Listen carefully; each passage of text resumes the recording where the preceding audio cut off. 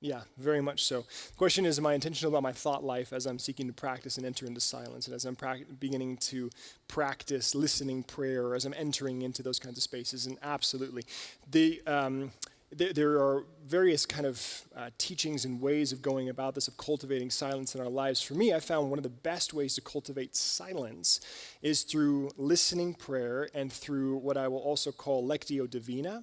And what I mean by lectio divina, that is, it means holy reading. And so what it is it is a way of approaching the scriptural text. It's a way of praying scripture that is not me speaking to God, but rather me listening to what God is saying through the biblical text.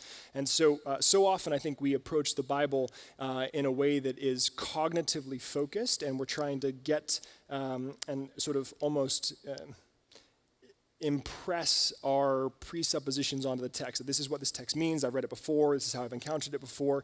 The way that Lectio Divina goes about reading the text is attempting to listen to what the Spirit is saying to us in the midst of that particular text. And so there is repetitive reading in Lectio Divina. So you'll take a chunk of one of the Gospels, let's say one of Jesus's stories, or one of the stories about how Jesus is interacting with someone. Mark 5, for example, the healing of the woman that I mentioned earlier this morning.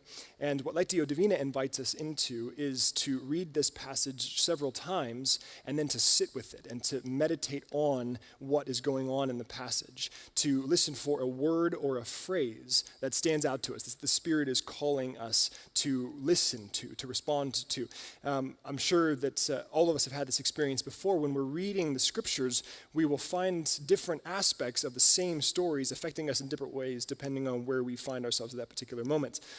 Lectio Divina is a way of listening prayer, of praying the scriptures, of corralling our thoughts, as you mentioned, and focusing them on a particular passage of scripture, for example. But the emphasis is not on what do I think about this.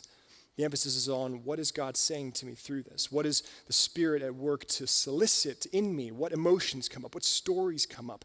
What memories come up? That kind of thing, but sort of corralled and focused on a particular biblical passage. So I found that enormously, enormously helpful. So when we hear stories of the monks and nuns of old praying for hours on end, it wasn't that they were in a monologue talking at God. It was that they were doing this kind of thing. They were praying the scriptures. They were listening to what the Spirit of God was saying to them in the scriptures, silently listening, meditating, chewing on, ruminating on the biblical text. Eugene Peterson, if you want to get more deeply into this, has a wonderful book, and it's called Eat This Book. That's the name of Eugene Peterson's book, Eat This Book. And he's looking at the practice of Lectio Divina, and the image that he's using is the notion of a dog sort of chewing on a bone. Like, that's how we should be chewing on the scriptures, because they're not just verses and chapters that we are to memorize. The biblical text is meant to nourish us, to bring us into life, and it does that by our consistent sort of ruminating on it, chewing on the text, doing that in silence, listening for what the Spirit is saying to us. So I found that to be an enormously helpful practice for sort of corralling and shepherding my thoughts, as opposed to just only sitting in silence and letting my thoughts kind of wander all over the place.